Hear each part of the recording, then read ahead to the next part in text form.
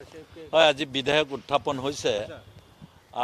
আসলতে ভাৰতীয় জনতা পাৰ্টিৰ লিড চৰকাৰখনে দিল্লীত যেটো এক দেশ এক নিৰ্বাচন আইন তেওঁলোকে উত্থাপন কৰিছে, মোৰ মতে এইখন সংশোধনী আইনৰ নিচিনাহে বিষয়।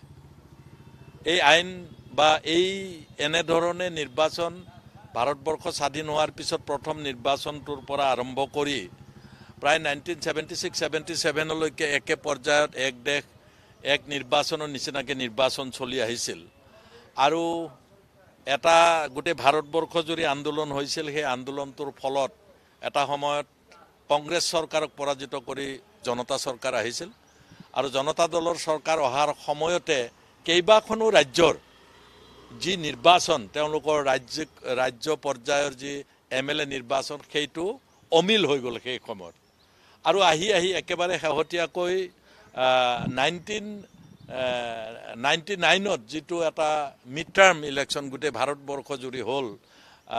আমাৰ দেৱগৌড়া ডাঙৰীয়াৰ চৰকাৰ আছিল। তাৰ দেৱগৌড়া ডাঙৰীয়া ভঙা যোৱাৰ পিছত প্ৰধানমন্ত্ৰী IK গুজৰাল আহিল। IK গুজৰাল অহাৰ পিছতো তেওঁ টিকি থাকিব নোৱাৰিলে। কেইদিনমান পিছতে তেওঁৰ চৰকাৰো ভাঙিল আৰু তেওঁৰ চৰকাৰ ভঙাৰ পিছত মিড টাৰ্ম পাতিবলৈ বাধ্য হ'ল আৰু সেই মিড টাৰ্ম নিৰ্বাচনটো 99ত ময়ো অসম গণ পৰিষদ দলৰ পৰা গুৱাহাটী নিৰ্বাচন খেলিছিলোঁ সেই সময়ত গুৱাহাটী সিটৰ পৰা আৰু তেতিয়াৰ পৰা আৰু কেইবাখনো ৰাজ্যত যিটো ৰাজ্যৰ MLA ইলেকশ্যন হয় সেইটো আৰু অমিল হ'ল, যাৰ ফলত আজিৰ দিনটোত প্ৰত্যেক বছৰে কেন্দ্ৰীয় চৰকাৰ বা কেন্দ্ৰীয় চিফ ইলেকশ্যন কমিশ্যন অফ ইণ্ডিয়াই বাৰে বাৰে ইলেকশ্যন পাতিবলগীয়া হয়, যাৰ ফলত কেন্দ্ৰীয় চৰকাৰো যথেষ্ট ক্ষতি হয়। মই দেখিছোঁ যে কেন্দ্ৰীয় চৰকাৰো কেইবাখনো ৰাজ্যত ডেভেলপমেণ্টৰ কাম স্থগিত ৰাখিবলগীয়া হয় আৰু নিৰ্বাচনত ব্ৰতী হ'বলগীয়া হয়। কেন্দ্ৰত যি চৰকাৰে নাথাকক, কংগ্ৰেছে থাকক বা BJPয়ে থাকক, NDA UPA যিয়ে চৰকাৰ নাথাকক, তেওঁলোকৰ ডেভেলপমেণ্টৰ কাম স্থগিত ৰাখি হ'লেও নিৰ্বাচন খেলিবলগীয়া হ'ল। তাৰ লগতে স্থানীয়ভাৱে যি নিকায় নিগম পঞ্চায়তে নিৰ্বাচনসমূহতো আছেই, যাৰ বাবে 5 বছৰৰ ভিতৰত 4-5টা ইলেকশ্যন খেলিবলগীয়া হয় আৰু স্থানীয় ৰাইজেও কেইবাদিনো বা কেইবা মাহো টোটেল নিৰ্বাচনৰ লগত জড়িত হ'বলগীয়া হয়। ব্যৱসায় বাণিজ্যৰ পৰা আৰম্ভ কৰি আটাইবিলাকতো কম বেছি পৰিমাণে সেই সময়ত ক্ষতি হয়। আনকি আপোনালোকে জানে গোটেই এডমিনিষ্ট্ৰেশ্যন নেশ্যনেল লেভেলৰ নিৰ্বাচনত এডমিনিষ্ট্ৰেশ্যন গোটেই দেশৰ আৰু ৰাজ্যিক লেভেলৰ ইলেকশ্যনত গোটেই ৰাজ্যৰ এডমিনিষ্ট্ৰেশ্যন তাত ব্যস্ত থাকিবলগীয়া হয়। ডেফিনেটলি ডেভেলপমেণ্টৰ ক্ষতি হয়।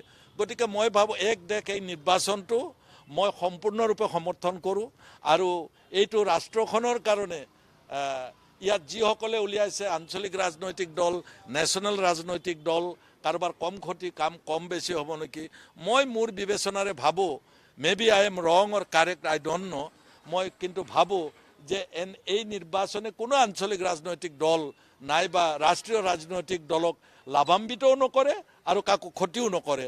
সেই ফালৰ পৰা মই চাইছোঁ যে আমি এই এক দেশ এক নিৰ্বাচনটো আমি ভাবোঁ ৰাষ্ট্ৰখনত হোৱাটো ভাল হয়।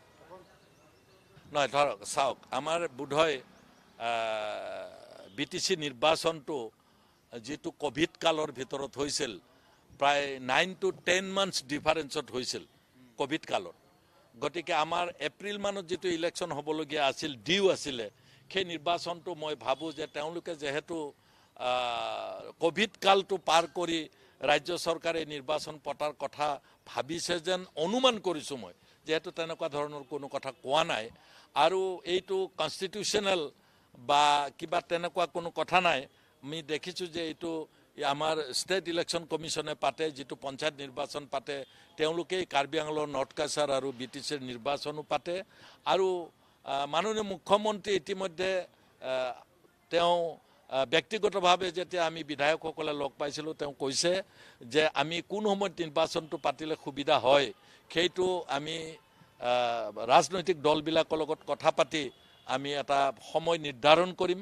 তেনেকুৱা ধৰণৰ মন্তব্য তেওঁ কিন্তু কিছুদিন আগতে আমি লগ পাওঁতে তেওঁ আগবঢ়াইছিল। আমি 3গৰাকী বিধায়ক যেতিয়া লগ পাইছোঁ, সেই ফালৰ পৰা অনুমান কৰিব পৰা যায় যে যিটো ৰাইজে এক্সপেক্ট কৰি আছে এপ্ৰিলত যিটো ইলেকশ্যন হ'ব, সেই ইলেকশ্যনটোৰ সময় কিছু সাল সলনি হ'ব যেন আমি পাওঁ।